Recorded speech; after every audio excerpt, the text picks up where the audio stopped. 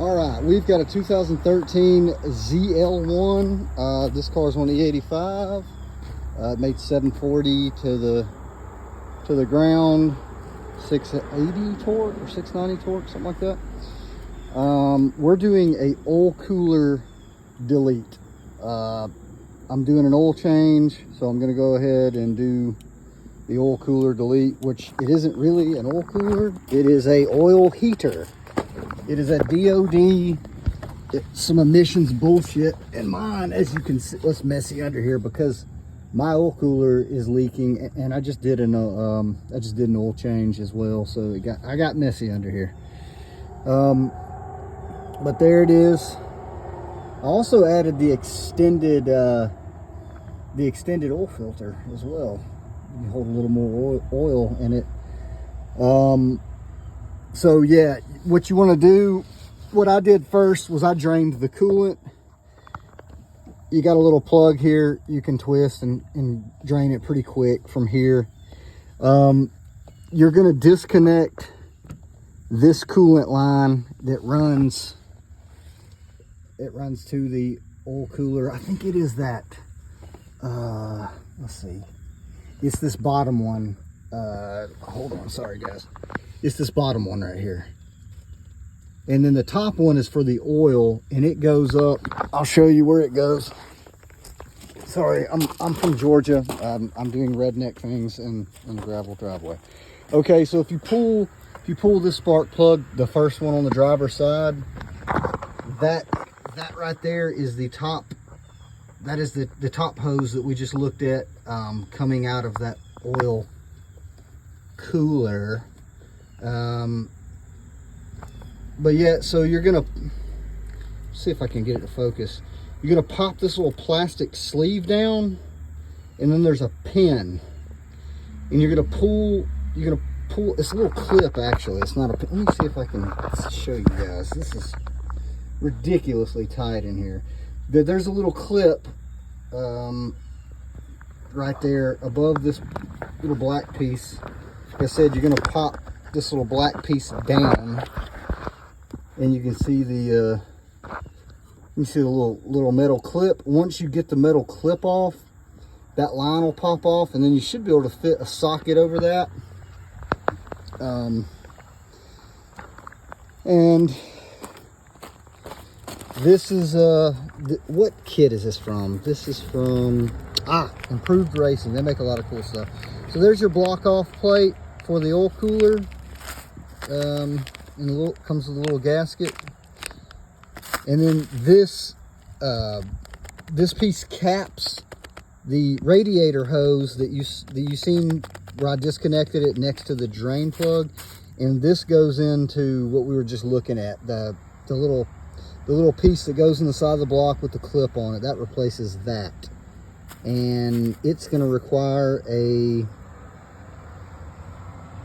hex 17. So, and yeah, so that's what we're doing today. I also have a 160 thermostat. I think this car has the stock. I can't even talk, Jesus Christ. I think this car has the stock thermostat as well, so we're going to be changing that out. I'll let you guys know if the oil temps or anything like that changes. You know, with the oil cooler delete. I'm actually going to get an actual oil cooler that it runs up here and mounts in the I don't remember if it mounts down here or up here in the grill, but I've got a nice AFCO heat exchanger. All right, I'll let you guys know. What happens. I know when you mess with those oil coolers, like if you take it off because you're building your engine or something, you put it back on, guys do not have good luck with them working again. So basically, and I mean, they start leaking without being removed and put back in place as well. Like, they just start leaking. So a lot of people, this car is a little bit dirty. I usually keep it very, very, very clean, but We are under the knife at the moment. Yeah, I'll get back to you guys in a second and let you know what happens with this oil cooler delete. So far, it hasn't been too bad. But yeah, I'll check back in a moment. Got the 160 installed, and the heat extractor is fully open. It's gonna be sucking air out of there harder than your mother does. Before, there's a scoop that just runs from this fan and only lets that air hit here. So now, like, anything that's in here should get blown out. That should help. Okay, so yeah, I just detailed it and washed it. I haven't dried it yet, but we got some good bead action on the ZL1. But yes, to give an update on the oil cooler delete. My oil cooler was dripping oil. So I wanted to delete it. So I bought the kit from Improved Racing. So since I've deleted it, I put a little bit of miles on it. I would say after I deleted it, it takes longer for the oil to warm up. And I would say before the oil cooler delete, the highest coolant temp I would see, like on a hot day, stop and go traffic, would be probably maybe like 201, but normally like mid to high 190s would hang out in there mostly. After the oil cooler delete, the coolant temps were, the highest I saw was 207. So it jumped up by, 6 degrees, the coolant did. Also, I'd say the oil temp, I didn't pay attention to the oil temps before this. I'd want to say before the oil cooler delete, the highest I would see was maybe 220 to 230 in there somewhere. After the oil cooler delete, the highest I've seen the oil temp was probably like 233 or something. So it was a little bit warmer after the delete. And it's hot here in Georgia for most of the year. So I got to kind of put it to the test and see, before and after what it would do. But what I did was I went and slapped, last weekend I went and slapped a 160 thermostat in it. And then I had my tuner change my fan speeds to come on, sooner to kind of help the 160 out. So I think the low fan comes on at like 180, and then the high fan would probably come on, I can't remember where he set the high fan at or what speed and percentage and all that, but it worked good. So after the 160 and him changing the fans to come on earlier, and I deleted this rain scoop that's on the bottom side of this, so it opens up all 4 of these.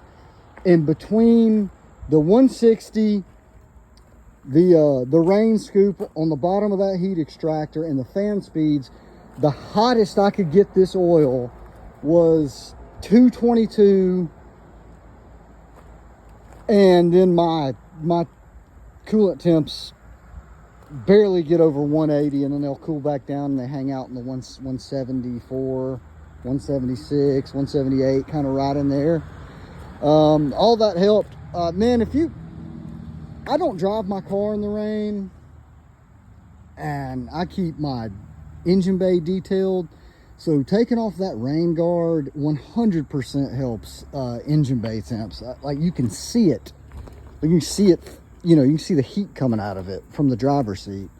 It is October 3rd in Georgia. The temp today was like 83 maybe was the high. And I took it out today, and beat on it a little bit and got it stop and go traffic, took it to town. And those were kind of the numbers that I came up with. But I would say the oil cooler delete, if your shit is leaking, I would do it. And if you're worried about it running warmer or anything like that, you can do a couple of simple little tiny mods and take care of that. I'm going to run an aftermarket oil cooler. There's like a sandwich plate that goes in between the block and the oil filter, and then it runs an oil line down to a 10 row, kind of like a heat exchanger for the oil cooler, and then it runs back into the engine. I'm eventually probably going to do one of those just to do it. But no, it's running with the oil cooler delete. It's actually, you know, it doesn't really change anything. It's a piece of, those oil coolers are a piece of junk, and everybody knows it. If it's not leaking now, it will eventually be leaking for you on any of those LSs, really.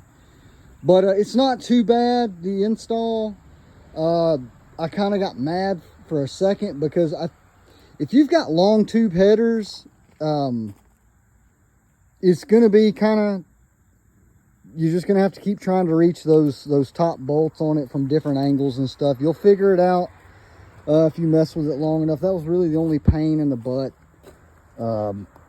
thing that I noticed. But yeah, so yeah, that's the deal with the oil cooler delete on the 2013 ZL1.